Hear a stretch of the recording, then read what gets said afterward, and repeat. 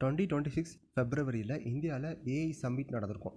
சரி, இதுக்கு முன்னாடி எங்கே ஏஐ சம்மிட்ஸ் நடந்திருக்குன்னா, இது வரைக்கும் மொத்தம் 4 சம்மிட் நடந்திருக்கு. First summit UK Bletchley Park, second summit South Korea Seoul, third summit ஃப்ரான்ஸில் பாரிஸ், 4வது சம்மிட் இந்தியாவில் நடந்திருக்கும் 2026 ஃபெப்ரவரியில். இதில் 3 சூத்ராஸ் அண்டு 7 சக்ராஸ் டிக்ளேர் பண்ணியிருப்பாங்க. அதே மாதிரி இதோட தீம் வந்து சர்வஜன சுகாய சர்வஜன ஹிதாயா, அப்படின்னா அனைவருக்கும் நலவாழ்வு அனைவருக்கும் மகிழ்ச்சி. அப்புறம் இதில் நிறைய இனிஷியேட்டிவ் எடுத்திருப்பாங்க. முக்கியமான இனிஷியேட்டிவ் வந்து இந்தியாஸ் மானவ் மிஷன், ஓகேங்களா. அடுத்து பேக்சிலிக்கா இனிஷியேட்டிவ். இந்த பேக்சிலிக்கா இனிஷியேட்டிவ் என்னென்னா, இந்த critical rare earth critical minerals இருக்குல்ல, அதில் வந்து சப்ளை செயினை க்ரியேட் பண்ணி அதை ப்ரொமோட் பண்ணணும் அதுக்காக.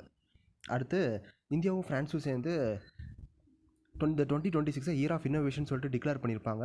இதுக்காக ஃப்ரான்ஸோட பிரசிடென்ட் இமானுவேல் மேக்ரான் வந்து இந்தியாவுக்கு வந்திருப்பார். ஸோ இப்போ நமக்கு டிஎன்பிசியில் எப்படி கேட்பாங்கன்னா, இந்த ஃபஸ்ட்டு 4 சம்மிட் நடந்திருக்கல, இதோட க்ரோனாலஜி கேட்கலாம். ஃபஸ்ட்டு சம்மிட் எங்கே, second summit, third summit, fourth summit, orderwise அடுக்க சொல்லலாம். அடுத்து வந்து இந்த சம்மிட்டோட இந்தியாவில் நடந்த இந்த 2026 ஃபெப்ரவரியில் நடந்த இந்த சம்மிட்டோட தீமை கேட்கலாம்.